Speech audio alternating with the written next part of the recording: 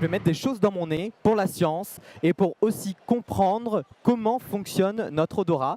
Alors, c'est pas les doigts que je vais mettre dans le nez, mais ce sont des flacons, hein, parce qu'ici, on parle de science. Alors, donc, je suis sur le stand de l'INRA avec Aline Robert-Azotte qui va nous aider à comprendre comment fonctionne notre nez. Voilà. Exactement. Alors, quelle expérience vous me proposez? Alors, on va faire un petit test où on va sentir des flacons. Il va falloir me dire si vous sentez pas, qu'est-ce que ça sent et qu'est-ce qui se passe. Ok, On c'est est parti. parti. Alors, on va d'abord commencer par ces deux flacons-là. Donc, vous pouvez les prendre et les sentir l'un après l'autre. Ok, très bien. Alors, premier flacon, c'est parti.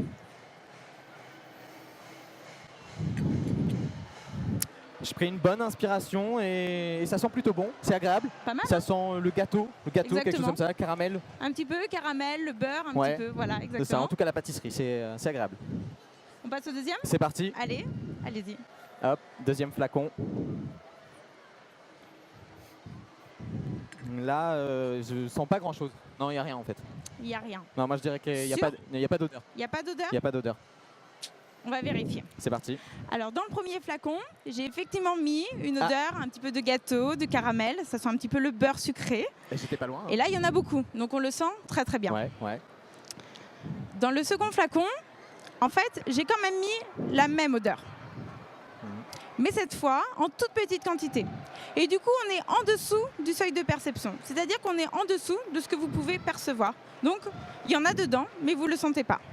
D'accord. Mais il n'y a pas assez de gâteau pour que... Il n'y a pas assez d'odeur de gâteau pour être capable de dire que ça sent quelque chose. Okay. Ouais, moi, je suis un gourmand. Hein. Il me faut des bah gâteaux. oui, il en faut plein. C'est C'est ça. ça. On passe au deuxième test. C'est parti. Alors, c'est exactement la même chose. On sent les deux flacons et ensuite, on regarde ce qui s'est passé. Ok. Allez-y. Alors, hop, premier flacon.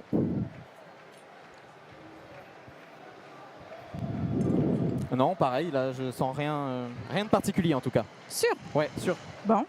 On passe au deuxième alors. Ok. Allez. Oh, oh, oh, ça pue. Non. Non, non. Ah si. Non, si, non. si, je vous assure. Je sais pas ce que vous avez mis là-dedans, mais ça sent pas très bon. Alors, je vais vous laisser placer du coup les réponses cette fois. Voir des si... chaussettes. Ouais, ça sent un peu la chaussette. Ouais, hein. Ouais. Ça m'étonne pas ça. Alors du coup j'imagine que le premier là où j'ai pas senti grand chose, il devait y avoir une demi-chaussette peut-être. Oui, c'est comme tout à l'heure. Il y a un petit peu de l'odeur de fromage pourri, de chaussettes, mais en dessous du seuil de perception. Donc, vous n'avez pas senti. Ok.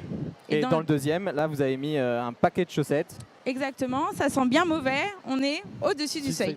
D'accord. Alors celui-là c'est quoi? C'est le flacon mystère. Flacon mystère? Ouais.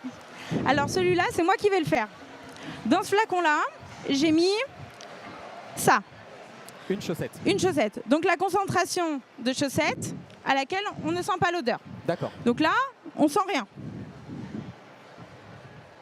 Ok. Et puis j'ai aussi mis ça. Le gâteau. Le gâteau, mais à la concentration où... Non, c'est l'autre. C'est l'autre. Voilà. On ne sent pas. Ok. Ok. Bon bah alors deux odeurs qu'on sent pas, ça devrait être égal à rien. Quoi. À rien. On sent rien. On sent rien. On vérifie. On vérifie. Allez, c'est parti. C'est parti, c'est moi le cobaye. Ouais.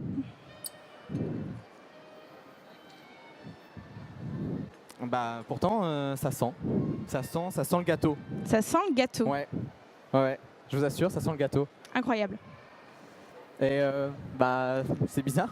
Alors on va essayer de comprendre peut-être pourquoi on sent le gâteau alors que normalement on ne devrait rien sentir. Mais avant, on va essayer de comprendre comment fonctionne notre odorat. Comment est-ce qu'on sent déjà? Voilà, comment est-ce qu'on sent? Alors en fait, les odeurs, c'est des petites molécules qui sont volatiles, qui sont plutôt légères et qui vont se mélanger dans l'air. Donc quand on va respirer, elles vont rentrer dans notre nez et elles vont venir se fixer sur ce que l'on appelle des récepteurs olfactifs. Ce sont des récepteurs, des capteurs d'odeur. Et quand le bon récepteur et la bonne odeur vont être associés, ça va envoyer un signal à notre cerveau. C'est un petit peu comme un texto qui va être capable de recevoir, de lire, de comprendre et ensuite de nous renvoyer l'information que ça sent quelque chose. D'accord. Et alors donc ces molécules odorantes qui se fixent sur les récepteurs, c'est un peu comme une clé dans une serrure. Exactement. Il faut avoir la bonne odeur et le bon récepteur à chaque fois. Exactement. C'est comme ça que ça marche. D'accord. Et après donc ça déclenche par derrière un message électrique par les nerfs, j'imagine, vers le cerveau. C'est tout à fait ça. Ok. Mais alors quand même, moi je me posais une question sur les récepteurs. Oui. Est-ce qu'on a un récepteur pour chaque odeur? Alors non, on n'a pas un récepteur pour chaque odeur. On a à peu près 400 récepteurs et il y a bien plus d'odeurs que ça que dans notre vie de tous les jours.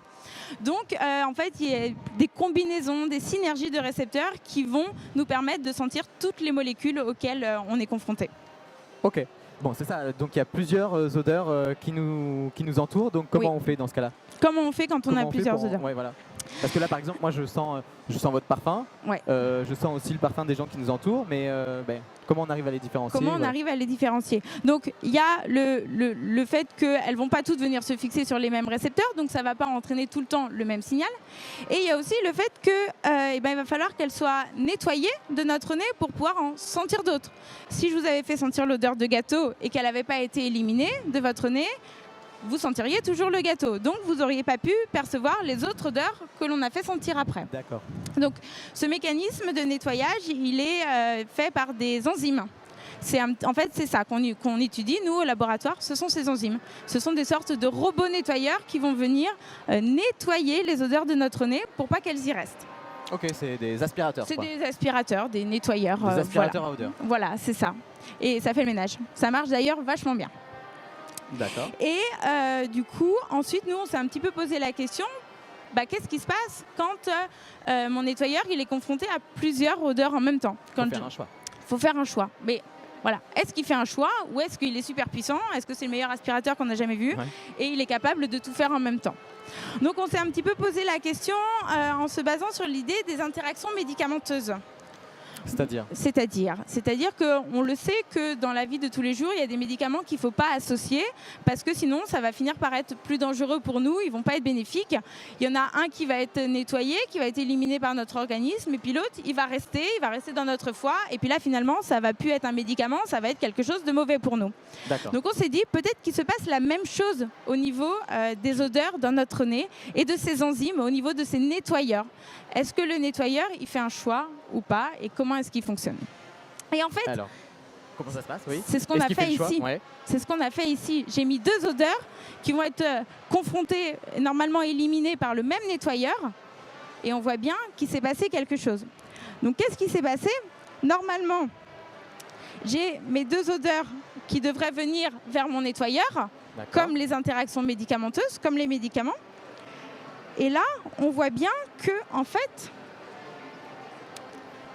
mon odeur de vieille chaussette, elle a été très bien nettoyée. Et mon odeur, elle a été éliminée par l'enzyme. L'enzyme a bien fait son travail. Et l'odeur de gâteau, en fait, elle est restée dans notre nez. Elle n'a pas été nettoyée. Du coup, elle s'est accumulée. Il y en a eu de plus en plus. Et on a passé le seuil de perception. D'un seul coup, on a été capable de la sentir parce qu'elle s'est concentrée à l'intérieur de notre nez. Donc j'ai un peu de chance au final quand même, hein. La nature est bien faite puisqu'au final c'est l'odeur de gâteau que je garde dans le nez. Exactement. Et c'est l'odeur de chaussette qu'on élimine. Ouais, c'est plutôt pas mal quand même effectivement parce que ça aurait pu être le contraire. Alors juste dernière question, quelles peuvent être les applications de ça? À quoi ça sert en fait de comprendre comment fonctionne notre odorat? Alors on pourrait par exemple améliorer certains parfums, ou c'est très intéressant pour l'industrie de la parfumerie, les industries agroalimentaires, mais aussi dans le domaine de la santé. Aujourd'hui, il y a des pertes d'odorat ou des différences d'odorat qui ne sont pas forcément très bien expliquées. Et ça pourrait être une raison.